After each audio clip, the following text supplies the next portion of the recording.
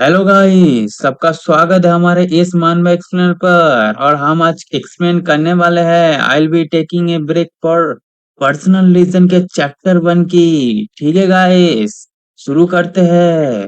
दोस्तों, कहानी की शुरुआत हमें उस दुनिया की याद दिलाती है जहां अचानक गेट्स खुल गए और भयानक मॉन्स्टर मानव दुनिया में आने लगे।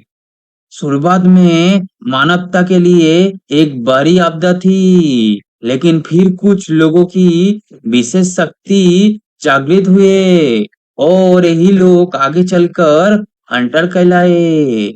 इन हंटरों ने राक्षसों का शिकार करके मानव सभ्यता का बचाए और साथ ही नए तकनीक तथा संसाधनों का रास्ता भी खोले।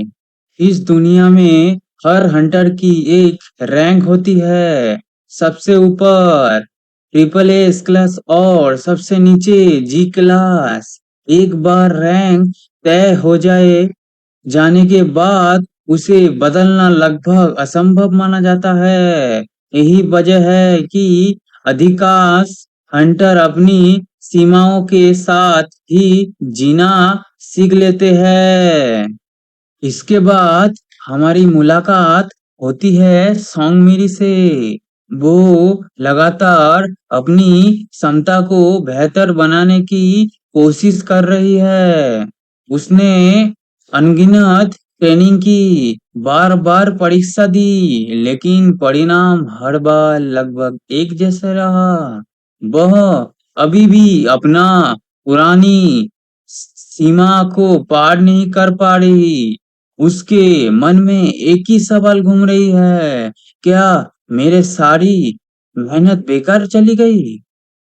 उसके बाद ही हमको एमसी को दिखाए जाते हैं जो सॉन्ग मेरी को पुकारती है और उसकी नाम सुन के सॉन्ग मेरी पीछे देखते हुए हाथ में लेग सिटी इकट्ठा करने लगती है और उसका गुस्सेल चेहरा देखकर एमसी वहां से भाग जाती है। उसके बाद दिखाया जाता है एमसी शर्माते हुए वहां पे भागते हैं और उसके बाद सौंगमिनी सोचती है, इसका दिक्कत क्या है भाई? मुझे तो कुछ समझ ही नहीं आया।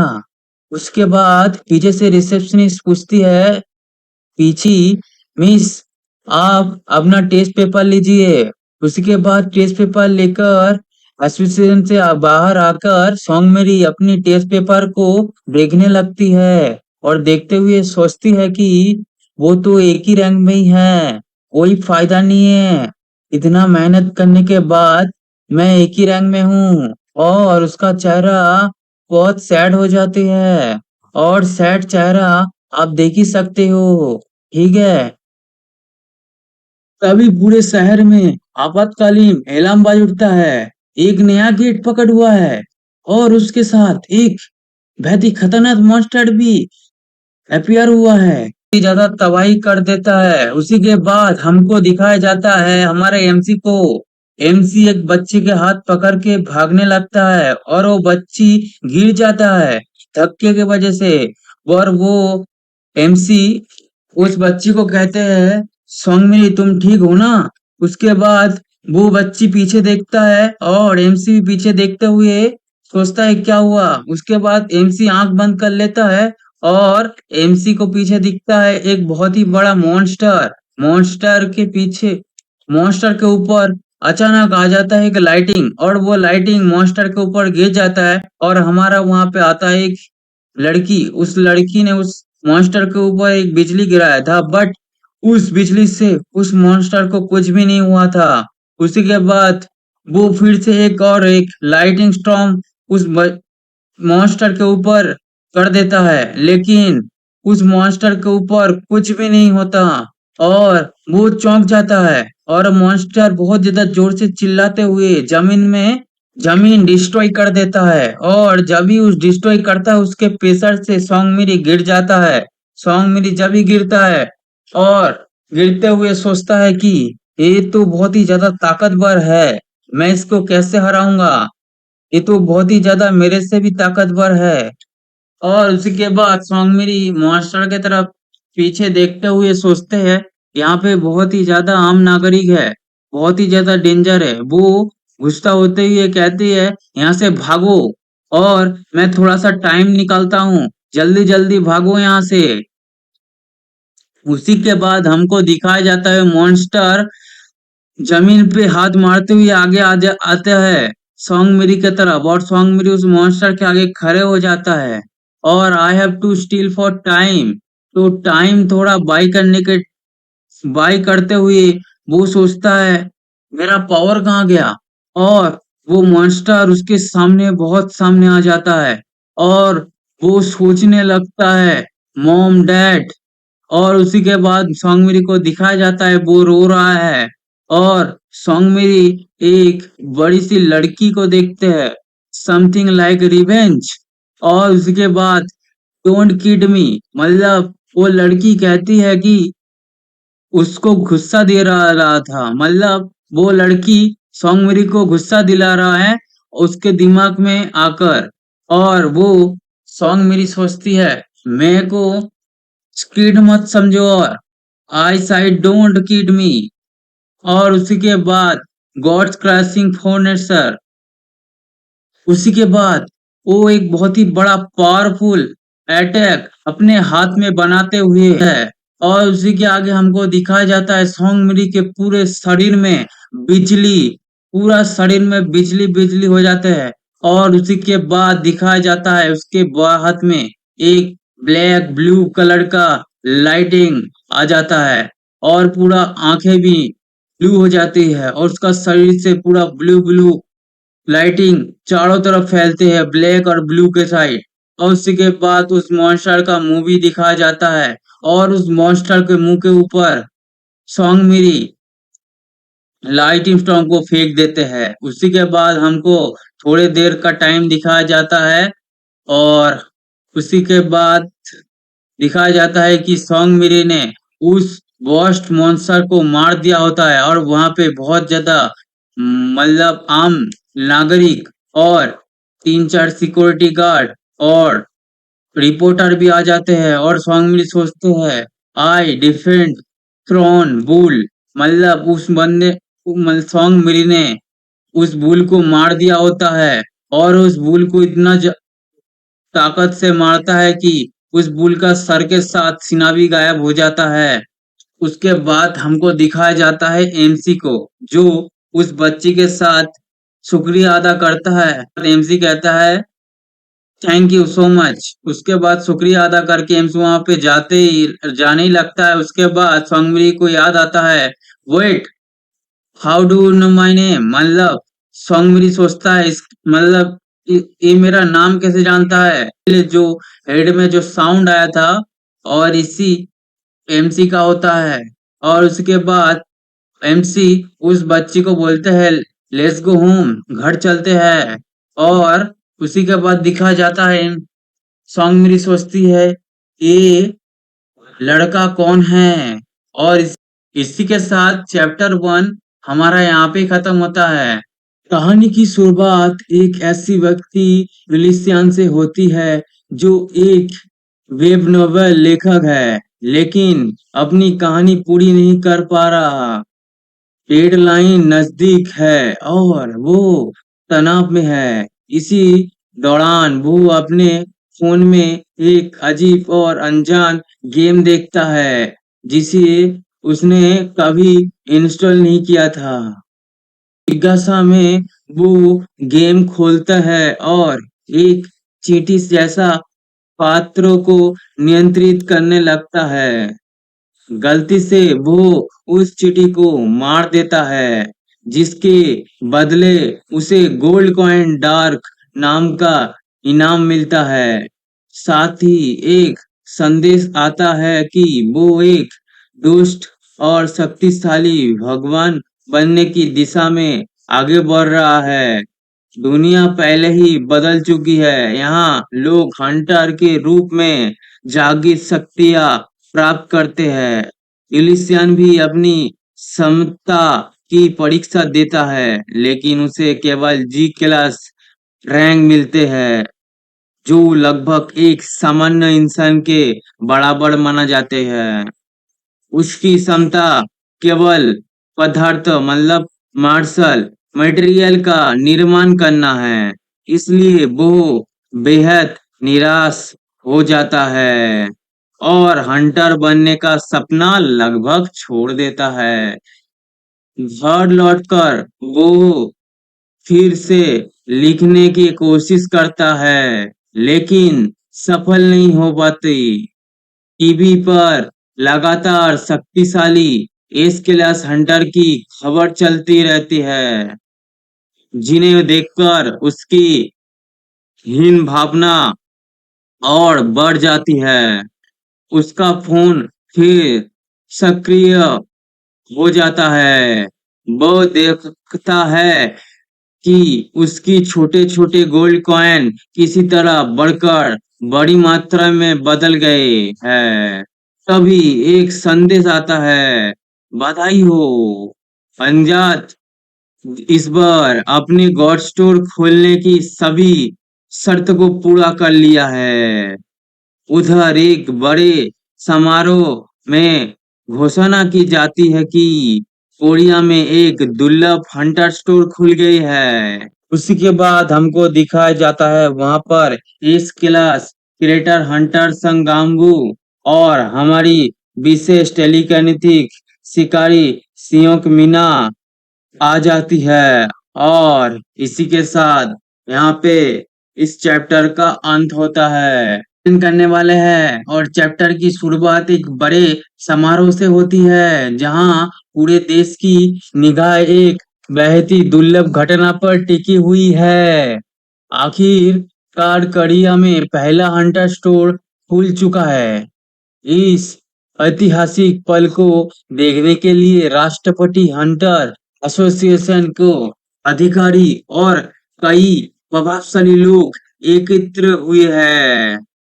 जैसे ही घोषणा की जाती है कि हंटर स्टोर सक्रिय हो चुके हैं, वहां मजदूर लोग उत्साह से भर जाती है, क्योंकि ऐसा क्षमता बेहद ही दुर्लभ मानी जाती है और ये हंटरों को सामान्य सीमाओं से परे जाने का असर अवसर दे सकती है। लेकिन जल्दी ही एक अजीब समस्या सामने आती है। स्टोर के सक्रिय करने वाला हंटर उसे ही देख सकता है, जबकि बाकी लोग कुछ नहीं देख सकते। भीड़ भीड़ में भ्रम फैलने लगता है और कई लोग सोचते लगते हैं कि आखिर स्टोर दिखाई क्यों नहीं दे रहा है। स्थिति को संभालने के लिए प्रतिष्ठित टेलीकिनेसिस हंटर सियोंग मीना की मदद ली जाती है। उसकी विशेष क्षमता की जरिया बाकी लोग को भी उसी रहस्यमयी स्टोर को दिखाई जाती है। जब स्टोर की जानकारी लोगों के सामने आने लगती है, तो सभी हैरान रह जाती है। अंदर मौजूद वस्तु और आइटम सामान्य नहीं थे। हर वस्तु की अपनी कीमती श्रेणी और विशेष उपयोग था। इसी सवाल और जानते कि हंटर स्टोर इससे साबित हो जाता है कि हंटर स्टोर वास्तव में हंटरों की दुनिया में एक क्रांतिकारी बदलाव ला सकता है। और उधर दूसरी ओर यूलिसियन अपनी अलग ही दुनिया में उलझा हुआ है। उसके फोन में खुला गॉड स्टोर अभी भी उसके लिए एक रहस्य बना हुआ है, जहां दुनिया में हंटर स्टोर के लिए लेकर उत्साहित है, वही यूलिसियन के पास उससे भी अधिक रहस्यमयी और अनोखी शक्ति मौजूद है। लेकिन जितना ज्यादा वो गॉड स्टोर को देखता है, उतना ही ज्यादा उसे एहसास होने लगता है कि ये सब वास्तविक है। स्टोर के अंदर अनगिनत आइटम मौजूद है, कुछ ऐसा हथियार जो इंसानों के समझ से परे है। लेकिन एक समस्या थी, यूलिसियन के पास गोल्ड कॉइन बहुत ही कम थे। उसके सामने करोड़ों कीमती वाली वस्तुएं थी, लेकिन वो उन्हें खरीद नहीं सकता था। फिर भी वो हार नहीं मानता। वो स्टोर के हर सेक्शन को ध्यान से देखने लगता है। तभी उसकी नजर एक अजीब चीज पड़ता है। उसके नाम था ब्लाइंड गॉड आई। नाम सुनते ही यूलिसन को ये थोड़ा अजीब लगता है, लेकिन किसी कारण से उसकी नजर बार बार उसी आइटम पर जाकर ही रुक जाती थी, मानो सिस्टम खुद उसे यही शक्ति खरीदने के लिए कह रहा था। कुछ देर सोचने के बाद वो फैसला कर लेता है। वो अपनी कीमती गॉड कॉइन खर्च करेंगे। ब्लाइंड गॉड आइस खरीद लेता है और तभी कुछ बदल जाता है। उसके शरीर में एक अजीब सी ऊर्जा दौड़ जाती है। उसे महसूस होने लगता है कि उसकी इंद्र पहले से अलग ही हो चुकी है। अब वो ऐसी चीज महसूस कर सकता था जो पहले उसके लिए असंभव थी। यही पहली बार यूलिसियन को समझ आता है कि गॉड स्टोर की आइटम वास्तव में काम करता है। यही कोई मजाक नहीं थी। ये कोई मोबाइल गेम नहीं था। ये वास्तविक शक्ति थी। लेकिन कहानी यही खत्म नहीं होती। स्टोर में आगे खोजते हुए उसे एक और दिलचस्प कौशल दिखाई देती है। God crushing finger. नाम सुनते ही ऐसा लगता था जैसे किसी देवता की उंगली आकाश से उत, उतरकर सब कुछ कुचल देगी। यूलिसियन के पास ज्यादा विकल्प नहीं थे, इसलिए वो अपनी हुई पूंजी से ये कौशल भी खरीद लेता है। अध्याय के अंत तक यूलिसियन पूरी तरह बदल चुका होता है। उसकी आंखों में पहली बार उम्मीद दिखाई देती है कि जिसके हाथों में अब भगवान की शक्ति आने लगी है। और यही चैप्टर 3 समाप्त होती है। लेकिन स्वागत है हमारे और एक नए वीडियो पर। और हम चैप्टर 4 को एक्सप्लेन करने वाले हैं। तो दोस्तों, पिछले अध्याय में हमने देखा था कि एक साधारण और असफल लेखक यूलिसियन को जिंदगी अचानक बदलने लगी थी। एक रहस्यमयी गेम उसके फोन में पकड़ हुआ। उसने मजाक मजाक में एक चींटी को कुचल दिया और बदले में उसे मिला एक अजीब इनाम, डार्क गॉड कॉइन। इसके बाद उसे गॉड स्टोर नाम की एक रहस्यमय शक्ति प्राप्त हुई। अब चैप्टर 4 की शुरुआत होती है। यूलिसियन अपने कमरे में बैठा हुआ था। कई दिनों की मेहनत के बाद उसने अपनी नई कहानी का पहला चैप्टर पूरा कर लिया था। हालांकि कहानी पूरी तरह उसकी कल्पना नहीं थी। उसके गॉड गेम में जो कुछ देखा था वही उसने अपने कल्पना अनुसार लिख दिया था। उसे खुद नहीं पता था कि लोग इस कहानी को पसंद करेगा या नहीं। तभी उसका फोन बजता है। कल उसके एडिटर की थी। यूलिसियन थोड़ा घबराते हुए कॉल उठाता है, लेकिन अगले ही पल उसे एक ऐसी प्रतिक्रिया सुनने को मिलता है जिसके उसने कभी उम्मीद नहीं की थी। एडिटर उसकी कहानी की जमकर तारीफ करने लगता है। वह कहता है कि कहानी का कॉन्सेप्ट बहुत यूनिक है और प्लॉट भी दिलचस्प है, और सबसे बड़ी बात, वो अगले चैप्टर का बेसब्री से इंतजार कर रहा है। ये सुनकर यूलिसियन खुद हैरान रह जाता है, क्योंकि उसकी पूरी जिंदगी में शायद पहली बार किसी ने उसकी काम की इतनी तारीफ की थी।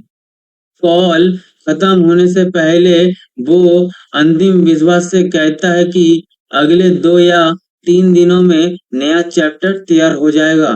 फोन कटने के बाद उसके चेहरे पर मुस्कान आ जाती है।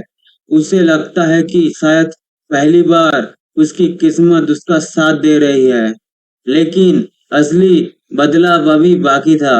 वो दोबारा अपना फोन खोलता है और सीधा गॉड गेम में प्रवेश करता है।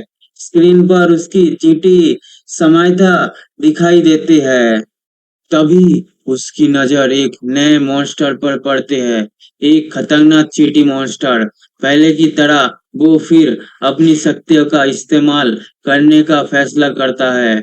उसके सामने स्किल का नाम चमकता है। भगवान की कुचलने वाली दर्जनों उंगली। बेचारा मॉन्स्टर कुछ समझ पाता उससे पहले ही वो धरती पर बुरी तरह कुचल दिया जाता है। एक ही प्रहार, एक ही हमला और लड़ाई खत्म। मॉन्स्टर के मरते ही सिस्टम सक्रिय होने लगता है। उसे इनाम के रूप में एक और डार्क गोल्ड कॉइन मिलता है।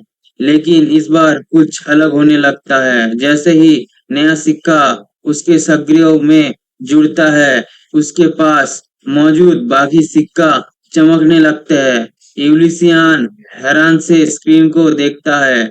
एक एक करके सारे छोटे सिक्के हवा में उठने लगता है। वो एक दूसरे की और खींचे खींचने लगते हैं, मानो कोई अस्थायी शक्ति उन्हें जोड़ रही है। कुछ ही सेकंड में सारे सिक्के एक साथ मिल जाते हैं और फिर उनकी जगह बड़ा चमत्कार सिक्का दिखाई देता है जिस पर लिखा था 100। यूलिसियन की आंखों फैल जाती है। उसे समझ नहीं आती कि अभी अभी क्या हुआ, लेकिन धीरे धीरे वो सिस्टम का नियम समझने लगता है।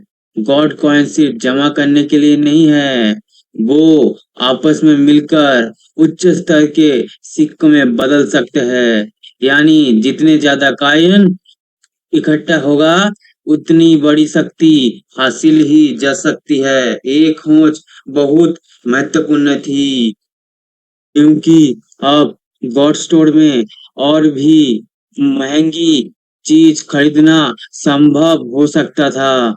यूलिसान तुरंत गॉड स्टोर में बारे में सोचने लगता है। वो कल्पना करने लगता है कि भविष्य में उसे कैसी कैसी शक्तियां मिल सकता है। लेकिन तभी कुछ अजीब होता है।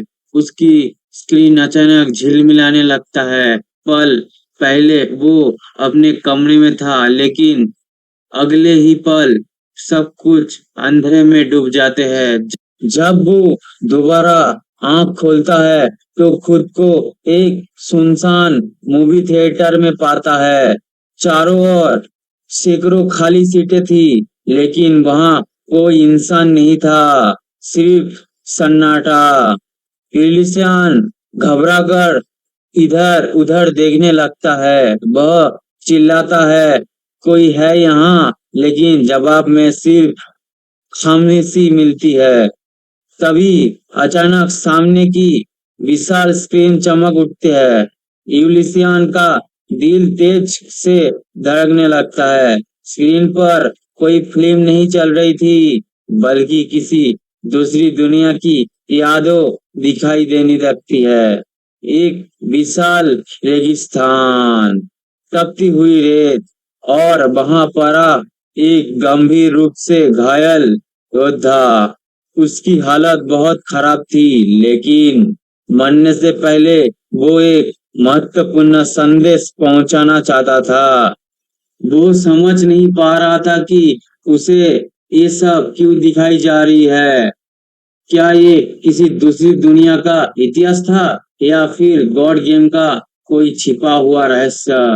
ये एक परीक्षा है, एक परीक्षा जिसे उसे पूरा करना ही होगा, क्योंकि इसके पीछे कई बहुत बड़ा रहस्य छिपा हो सकता है, और शायद इसके अपनी किस्मत भी यही जुड़ा हुआ है।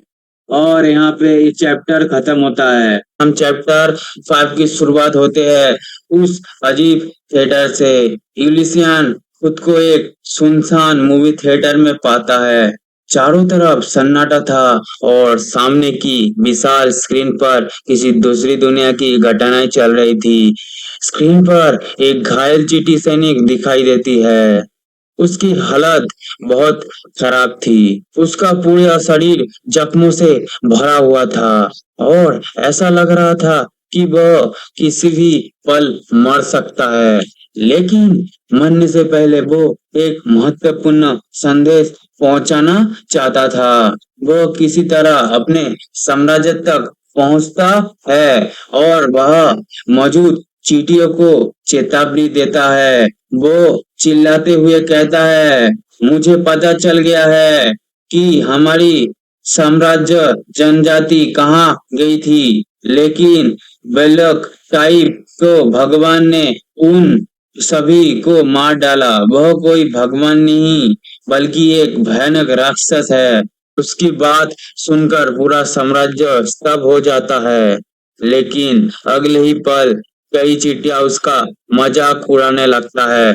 कुछ उसे डरपोक कहते हैं, कुछ कहते हैं कि अगर वो हार गया था तो उसे वही मर जाना चाहिए था, और कुछ तो ये मानने से ही इनकार कर देता है कि कोई भगवान भी राक्षस हो सकता है। घायल सैनिक बार बार उन्हें समझाने की कोशिश करता है। वह बताता है कि उसने अपनी आंखों से सब कुछ देखा है, लेकिन कोई उसकी बात सुनने के तैयार नहीं था। तभी एक गूंजती हुई आवाज पूरे क्षेत्र में फैल जाती है, सब चुप हो जाओ। सभी चींटियां तुरंत शांत हो जाती है। उनके सामने साम्राज्य का सबसे शक्तिशाली जादूगर खड़ा था, महान जादूगर सर 808 अब्रान। ये चींटी साम्राज्य के सबसे बुद्धिमान और सम्मानित व्यक्तियों में से एक है। वह घायल सैनिक की बात ध्यान से सुनता है, फिर अपनी जादुई शक्तियों का उपयोग करता है। कुछ पल बाद उसकी आंख गंभीर हो जाता है। वो घोषणा करता है, मैं उस दुष्ट पावर को उपस्थित महसूस कर सकता हूँ जिसके बारे में ये सैनिक बता रहा है। पूरा साम्राज्य हैरान हो जाता है। अब किसी के पास सैनिक की बात पर शक करने की वजह नहीं बची थी। महान जादूगर खुद उसकी बात की पुष्टि कर चुका था। सर 808 आंख कहता है, यदि कोई दुष्ट भगवान हमारे क्षेत्र में मौजूद है तो हमें उसे तुरंत भगा देना चाहिए। वो बात सुनकर सभी चींटियां का जोश लौट आता है, लेकिन उससे पहले महान जादूगर एक और काम करता है। वो प्राकृतिक की शक्ति का उपयोग करता है। हरी रोशनी घायल सैनिक को घेर लेते हैं और देखते ही देखते उसके सारे घाव भरने लगता है। कुछ सेकंड पहले जो सैनिक मौत के करीब था वह पूरी तरह स्तब्ध हो जाता है। सैनिक की आंखों में खुशी की और सम्मान भर जाता है। उसे लगता है कि वो उनका साम्राज्य सुरक्षित है।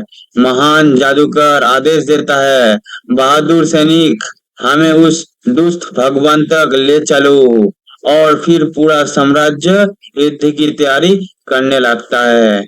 हर कोई एक ही नारा लगा रहा था, बुरी आत्मा का अंत हो, दुष्ट भगवान का विनाश हो। उधर थिएटर में बैठा हुआ यूलिसियन ये सब देख रहा था। उसे समझ नहीं आ रहा था कि ये कोई फिल्म है या किसी वास्तविक दुनिया की घटना। लेकिन फिर सब कुछ बदल जाता है। अचानक उसकी आंख खुल जाती है। वो अपने कमरे में वापस आ चुका था। कुछ सेकंड तक वो चुपचाप बैठा रहता है। उसका दिमाग अभी भी थिएटर में देखा हुआ दृश्य से भरा हुआ था। वो खुद से पूछता है, क्या मैंने चींटियों के बारे में सपना देखा था? फिर कुछ से सोचकर कहता है, या किसी चींटी ने मेरे बारे में सपना देखा? ये सवाल जितना मजाकिया था उतनी ही डरावनी भी थी, क्योंकि उसे महसूस होने लगता था कि इस दुनिया और उसकी दुनिया के बीच कई संबंध मौजूद है। तभी उसकी नजर फोन की स्क्रीन पर जाता है और जो वो देखता है उसे देखकर उसका रोंगटे खड़े हो जाता है। वही दाढ़ी वाला चींटी जिसे उसने अभी अभी अपने सपने में देखा था फोन स्क्रीन पर मौजूद थी। अब कोई शक नहीं बचा था। थिएटर में दिखाई गई घटनाएं वास्तविक थी और वो सचमुच उस दुनिया को प्रभावित कर सकता था। यूलिसियन का उत्साह बढ़ जाता है। वो तभी हमको दिखाया जाता है यूलिसियन अपने मोबाइल स्क्रीन को देख रहा होता है। उसी के बाद उसका मोबाइल स्क्रीन के अंदर से एक लाइट आता है और उसका सर पे लगता है और वो देखता है क्या हुआ। उसके बाद देखता है उसका सर से खून निकल रहा है। उसी के बाद दिखाया जाता है बूढ़ा जादूगर और एक जादुई मंत्र कहने लगता है और दूसरी दूसरी तरफ यूलिसियन के ऊपर फेंक देता है और वो जाके फिर से उसका सर के ऊपर ही लगता है और सब लोग कहते हैं all evil god, all evil god, बोरा विल गॉड।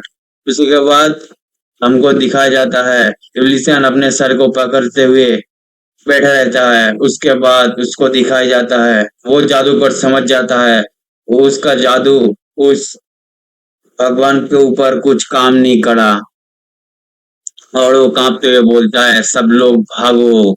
और सब लोग भागो बोलते ही उसके ऊपर एक बीम गिरता है और वो कोई बीम नहीं होता, वही यूलिसन का गॉड फिंगर होता है और वो जादूगर तभी खत्म हो जाता है। उसी के बाद हमको दिखाया जाता है कि दोबारा आसमान आसमान में पावर इकट्ठा होने लगता है और वो पहले वाला एंड मॉन्स्टर कहता है कि ये फिर से। उसी के बाद आसमान से गॉड फिंगर फिर से उन सभी के ऊपर गिरने लगता है और सभी लोग बोलते हैं भागो भागो, कितना भयानक गॉड है, इविल गॉड है ये। उसी के बाद दिखा जाता है सभी मॉन्स्टर मारा जाता है और सभी लोग बोलते हुए मरता है कितना भयंकर। उसी के बाद दूसरी तरफ विल्सन को दिखाया जाता है जो अपने फोन को जमीन में पटक कर अपना मुक्का को मारते रहता है और इसको दिखाई देता है number 404 subject a violent death. उसके बाद दिखाया जाता है number 808 is subject to a violent death. उसके बाद दिखाया जाता है यूलिसियन पागल के जैसा उसका मोबाइल के अंदर ही मारने लगता है और उसका दिमाग पूरा घूम जाता है। उसके बाद दिखाया जाता है number 809 is subject to a violent death और ऐसे दिखाते दिखाते वो शांत थोड़ा होता है। उसी के बाद वो उसका मोबाइल को देखते रहता है और उसको समझ में आता है वो खुद के ही मोबाइल पे अपना गुस्सा उतर रहा था और उसका मोबाइल टूट जाता है और उसी के बाद वहां पे सिस्टम आता है और कहता है congratulation you have obtain the title of evil god. मतलब आपने एविल गॉड का टाइटल हासिल कर लिया है और इसी के साथ चैप्टर 5 यहाँ पे ही एंड होता है।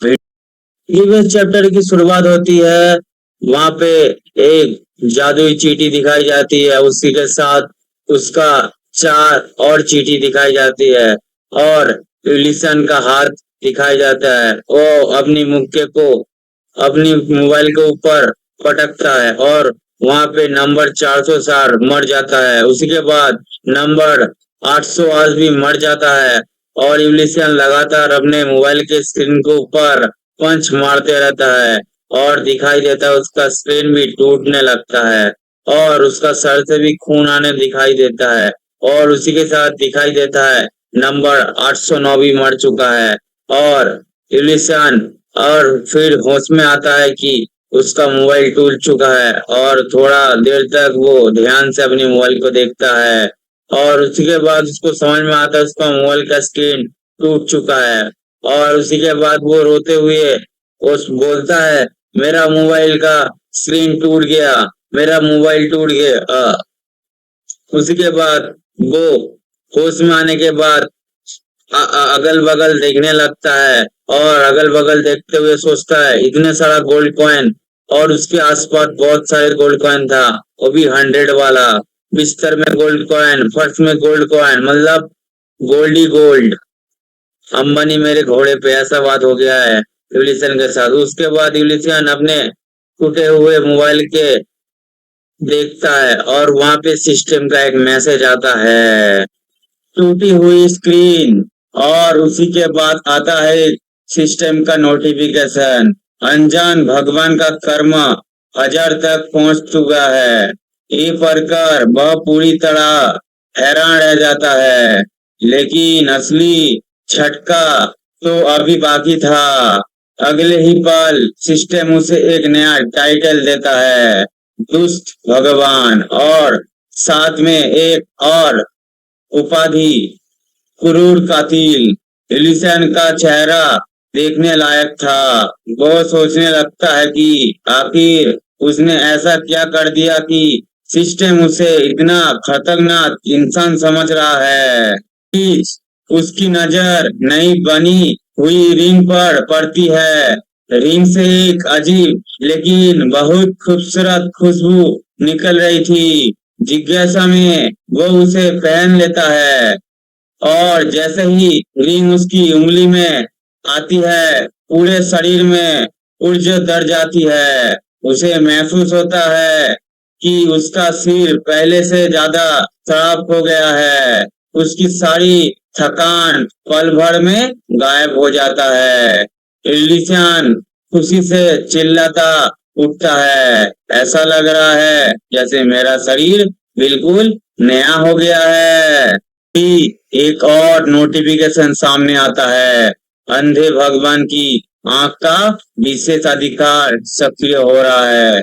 इलिसियन पहले तो कुछ समझ नहीं पाता, लेकिन अगले ही पल उसके सामने विश्लेषण का विकल्प दिखाई देता है। वह तुरंत अपनी रिंग पर ये शक्ति इस्तेमाल करता है। कुछ सेकंड बाद सिस्टम रिंग की पूरी जानकारी खोल देता है। ये कोई साधारण रिंग नहीं थी, ये एक दुर्लभ रिंग थी, जिसमें जंगल की जीवन शक्ति समाई हुई थी। और इसकी सबसे बड़ी खासियत थी यूजर की क्षमताओं को बढ़ाना। अब यूलिसन की उत्सुकता सातवें आसमान पर थी। वह तुरंत अपने टीवी पर एनालाइज इस्तेमाल करता है। सिस्टम बताता है कि टीवी 1 साल पुराना है और उसकी वारंटी भी 3 महीने की बाकी है। फिर लैपटॉप की बारी आती है। वह भी सिस्टम सब कुछ सही बता देता है, लेकिन जब वो अपनी पुरानी बिस्तर को स्कैन करता है तो जवाब देखकर खुद हंस पड़ता है।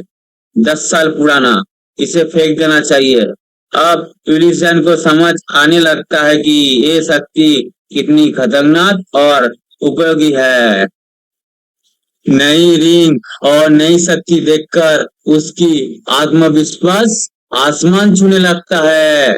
वो सोचता है कि अगर लोग उसकी बनाई रिंग देख ले तो कोई भी उसे ए फ्रेंड नहीं कहेगा। इसी विश्वास के साथ वो पैरानॉर्मल फेनोमेना सेंटर की तरह निकल पड़ता है। उसे लगता है कि अब उसकी रैंक दोबारा जांचने का समय आ गया है। यूलिसियन पूरे आत्मविश्वास के साथ पैरानॉर्मल फिनोमिना सेंटर पहुंच जाता है। उसे पूरा यकीन था कि इस बार उसकी रैंक जरूर बढ़ेगी। काउंटर पर पहुंचकर वो ई-एवोल्यूशन की मांग करता है, लेकिन रिसेप्शनिस्ट की अगली बात सुनकर उसका पूरा उत्साह ठंडा पड़ जाता है। उसे बताया जाता है कि दोबारा रीएवोल्यूशन करवाने के लिए 15,80,000 वॉन फीस देना होगा।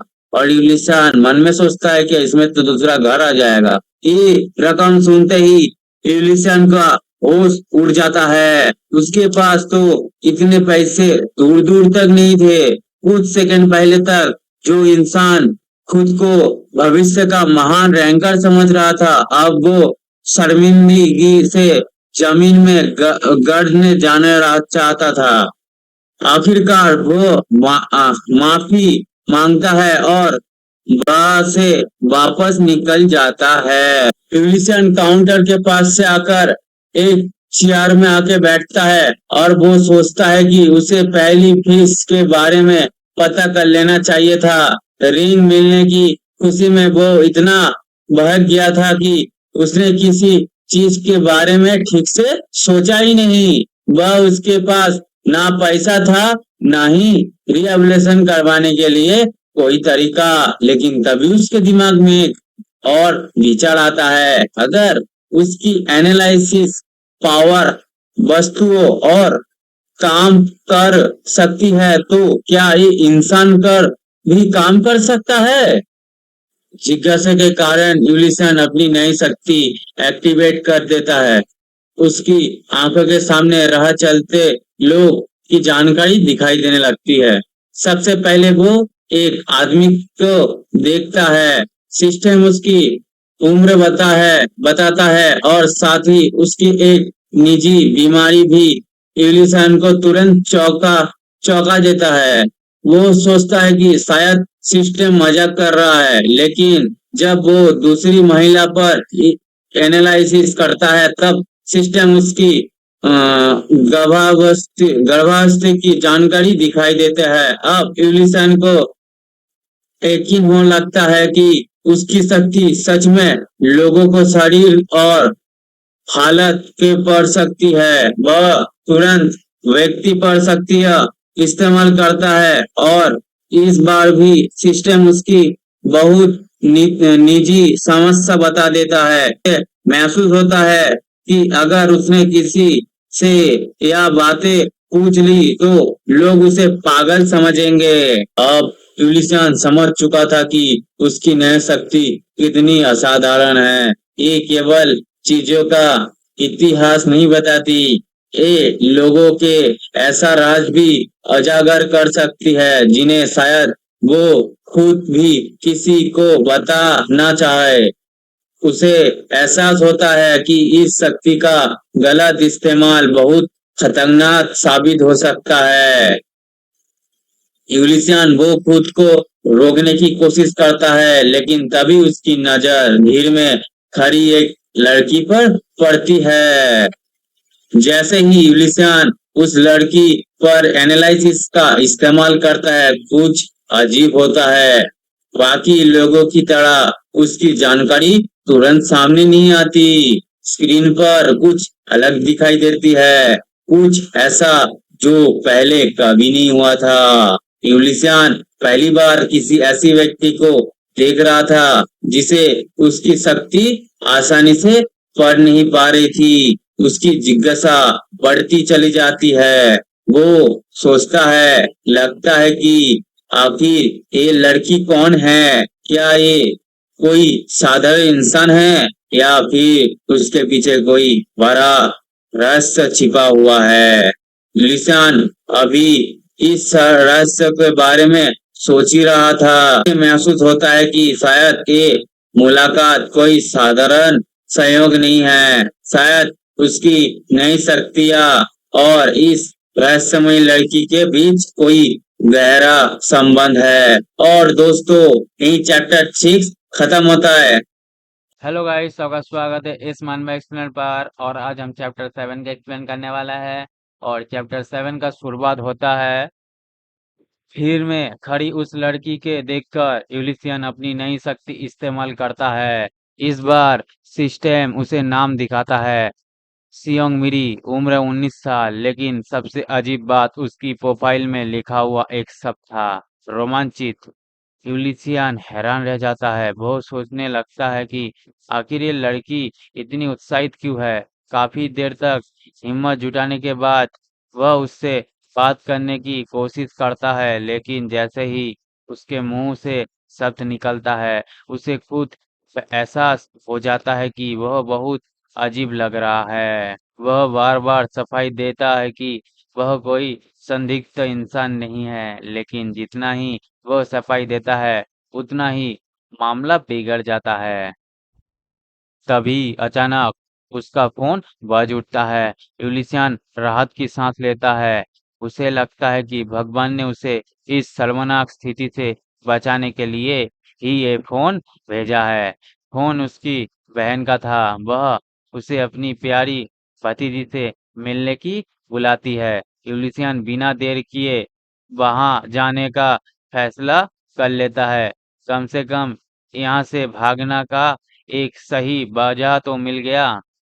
कुछ देर बाद वह अपनी 5 साल की भतीजी से मिलता है। उसे देखते ही यूलिसियन का दिल पिघल जाता है।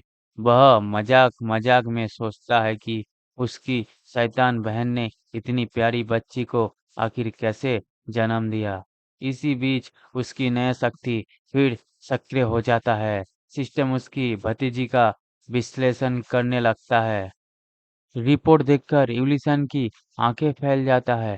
सिस्टम लिखा आता है कि चॉकलेट आइसक्रीम कौन खाना चाहता है। यूलिसन को यकीन नहीं होता। वह तुरंत बच्ची से पूछता है, क्या तुम्हें चॉकलेट आइसक्रीम चाहिए? भतीजी खुशी से उछल पड़ती है। हाँ, अब यूलिसन समझ जाता है कि उसकी शक्ति केवल जानकारी नहीं पड़ती, वह लोगों की वर्तमान इच्छा और भावनाओं भी देख सकती है। दोनों आइसक्रीम पार्लर पहुंचती है, लेकिन जब भुगतान करने की बारी आती है, तो यूलिसियन की गरीबी सामने आ जाती है। वह जेब से सिक्के निकाल निकाल कर गिन लगता है। पहले वह 2 आइसक्रीम लेने वाला था, लेकिन पैसे कम पड़ने की वजह से उसे सिर्फ एक ही आइसक्रीम खरीदनी पड़ती है। अंदर ही अंदर वह शर्मिंदा भी होती है और दुखी भी। फिर भी अपनी भतीजी की मुस्कान देखकर वह खुश हो जाता है। भतीजी खुशी खुशी आइसक्रीम खा रही थी। यूलिसियन उसे देखकर मुस्कुरा रहा था। उसे लग रहा था कि आज का दिन आखिरकार सामान्य हो गया है। लेकिन तभी उसकी आंखों के सामने लाल रंग की चेतावनी चमकने लगता है। वार्निंग! एक बार, 2 बार, फिर लगातार पूरा सिस्टम खतरे की घंटी बजाने लगता है। अचानक उसका नया टाइटल सक्रिय हो जाता है, कुरोल सल्टार। सिस्टम बताता है कि इस टाइटल के प्रभाव से अननोन गॉड का बैटल लक बढ़ गया है। लेकिन यूलिसियन समझ नहीं पाता है कि ये सब अचानक क्यों हो रहा है। तभी उसे महसूस होता है कि कोई बहुत खतरनाक चीज उसकी तरफ बढ़ रही है। वो अपनी एनालिसिस शक्ति सक्रिय करता है और अगले ही पल उसकी सांस रुक जाता है। उसके सामने एक विशाल रहस्यमयी जीव खड़ा था। एल्यूसियन तुरंत समझ जाता है कि ये राक्षस किसी और के लिए नहीं, सीधी उसके लिए आया है। उसी के बाद वहां पे सियोंग मिरी पहुंच जाता है और सियोंग मिरी कहता है, जल्दी यहाँ से भागो। मैं ज्यादा देर तक इस मॉन्स्टर को रोक नहीं पाऊंगा। और वो मॉन्स्टर दहाड़ता है और दहाड़ने के बाद दिखाया जाता है कि यूलिसियन वो मॉन्स्टर की तरफ देख रहा है और डर के मारे उसका हालत खराब हो जाता है। और वो मॉन्स्टर तेजी से भागते हुए आता है और उसके सामने सियोंग मिरी पहुंच जाता है। और तभी आता है सिस्टम का मैसेज। उसी के बाद सिस्टम का नोटिफिकेशन आता है और उस मॉन्स्टर का डिटेल्स दिखाया जाता है। और डिटेल्स में लिखा हुआ आता है, मॉन्स्टर का नेम कांटेदार बेल, उम्र 400 साल। और और उसकी डिटेल्स पढ़ते ही लुसियन की रीढ़ में सड़न जड़ जाता है। और उसी के बाद हमको थोड़ी देर की बात का टाइम दिखाया जाता है। यूलिसियन एक पुल के ऊपर खड़ा रहता है और वो मन में सोचता है, वो मॉन्स्टर मेरे लिए आया था और उसका नाम कांटेदार बेल था। और वो अननोन गॉड का एक सेवक था। और यूलिसियन सोचते हुए बोलता है, गॉड मेकर में ये मेरा निकनेम है। ये निश्चित रूप से मेरा पीछे था। ये उसके बाद यूलिसियन सोचता है, वो लड़की मुझे भाग जाने को कह रहा था। और उसके बाद हमको थोड़ी देर का सीन दिखाया जाता है जब वो मॉन्स्टर मरा हुआ था। और जब कांटेदार बेल मर गया तो ये संदेश मिला, आपने परीक्षा पास कर ली है। उसका टाइटल एक स्तर ऊपर बढ़ जाता है। साथ ही उसे एक नया इनाम भी मिलता है, गॉड स्टोर तक पहुंच। अब वह बिना कोई खर्च कुछ विशेष वस्तुओं खरीद सकता है। हालांकि ये सुविधा केवल डीमन गॉड से जुड़ी शक्ति एक सीमित थी। यूलिसियन अभी इस नए इनाम को समझने की कोशिश ही कर रहा था कि उसकी नजर फिर अपने फोन पर जाती है। उसे धीरे धीरे एहसास होने लगता है कि उसकी सारी परेशानियों की जड़ यही रहस्यमयी फोन है। लेकिन अब वो देवताओं, राक्षसों और रहस्यमयी शक्तियों की दुनिया में कदम रख चुका था। और इसी के साथ चैप्टर 7 अंत होता है। चैप्टर 9 का शुरुआत होता है एक खुले आसमान के साथ, और उसी के साथ हमको दिखाया जाता है सॉन्ग मिरी को। सॉन्ग मिरी मन में सोचते हुए कहता है, उसने कांटेदार बेल को हराकर एक अविश्वसनीय शक्ति हासिल की थी, लेकिन अब वही ताकत दोबारा जाग नहीं रही थी। हाँ, ये सब बेकार है। अगर मैं उस ताकत को फिर से जगा पाता तो मेरा बदलाव सिर्फ सपना नहीं रहता। से तेज खांसी आने लगती है। खांसी झड़तेरी की कुछ भी काम नहीं कर रहा। सिस्टम लगातार दिखा रहा था कि यूलिसियन की क्षमता साउंडलेस नाइट्रोजन एब्जॉर्ब हो रही है, लेकिन असलियत में उसका कोई फायदा दिखाई नहीं दे रहा था। क्या क्या मैं ऐसे ही मर जाऊंगा? तभी अचानक उसके सामने एक नया संदेश दिखाई देता है। अनोखी अथॉरिटी। अंधे भगवान की आंख सक्रिय हो गई है। टारगेट का विश्लेषण शुरू। अगले ही पल उसकी नजर एक लड़की पर पड़ती है और उसके ऊपर जानकारी दिखाई देने लगती है। महिला, उम्र 19 वर्ष, विशेषता रोमांचकारी। हीरो पूरी तरह कंफ्यूज हो जाता है। क्या रोमांचकारी? ये आखिर कैसी विशेषता है? तभी एक छोटी बच्ची दौड़ते हुए उसके पास आती है। क्या आप सचमुच मेरे अंकल है? हीरो जवाब देता है, हाँ बिल्कुल। लेकिन बच्ची तुरंत अगला सवाल पूछते हैं, तो पासपोर्ट बताइए। हीरो मजबूरी में वो अजीब सा पासपोर्ट बोल देता है। मम्मी एक मोटी और फाँदने वाली वह जुम्मा है। बच्ची की आंखें चमक उठता है। वाह, आप सच में अंकल है। लेकिन अगले ही पल उसकी माँ वहां पहुंच जाती है। वो गुस्से से फट पड़ती है। क्या तुम एक मरीज के साथ इतना सख्त व्यवहार कर रहे हो? जिस बहन ने तुम्हारे निकम्मे भाई के बाद घर संभाला, उसे उसे मोटा अजूमा कहने सही है? फिर धड़ाम, हीरो के जोरदार मार पड़ती है। कुछ समय बाद वह अस्पताल के बिस्तर पर लेटा हुआ सोच रहा था। जब कांटेदार बेल मरा था और जब उसे अस्पताल लाया जा रहा था, एक आदमी हमेशा उसके आसपास मौजूद था। और अजीब बात ये थी कि उसी आदमी की मौजूदगी में वह अपनी सीमा से कहीं अधिक ताकत इस्तेमाल कर पा रहा था। 4 दिनों तक लगातार निरीक्षण करने के बाद भी उसे कुछ समझ नहीं आया। फिर अचानक उसे एहसास हुआ, रुको, क्या मैं अभी किसी का पीछा कर रहा हूँ? क्या मैं स्टॉकर बन गया हूँ? ये सोचकर वह तुरंत वापस लौटने का फैसला कर लेता है। एक रहस्यमयी कबीले में बड़ी बहस चल रही थी। कबीले के लोग अपने संत से विनती कर रहे थे, कृपया दोबारा सोचिए, ये हमारे कबीले का सबसे कीमती खजाना है। लेकिन संत का फैसला अटल था।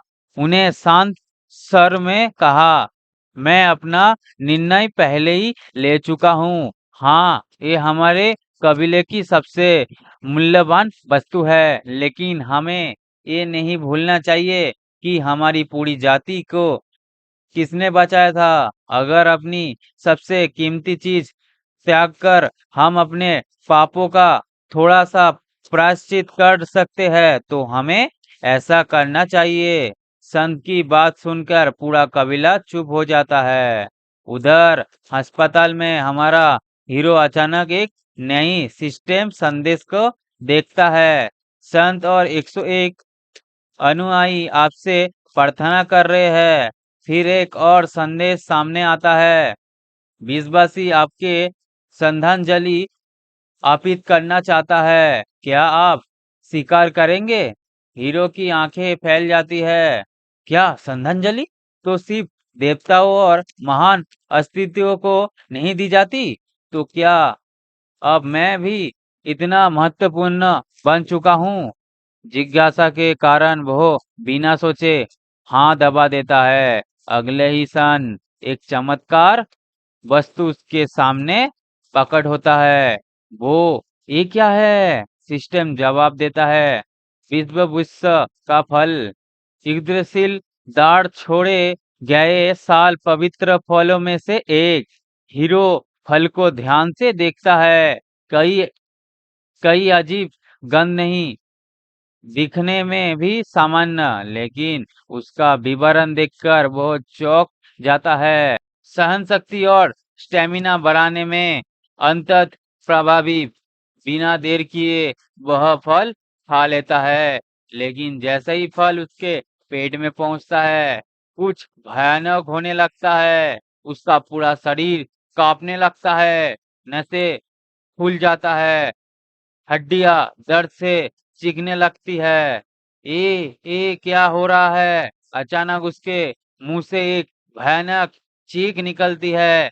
का ऐसा लग रहा था कि जैसे उसका पूरा शरीर अंदर से दोबारा बन जा रहा है, और यहीं से शुरू होने वाला था उसका सबसे बड़ा परिवर्तन। और इसी के साथ ये चैप्टर यहाँ पे ही खत्म होता है। और वीडियो अच्छी लगे तो वीडियो करो लाइक, और अगले पार्ट के लिए हमारे चैनल को सब्सक्राइब करके बेल आइकॉन ऑल पे सेट कर लेना। और आज के लिए इतना ही।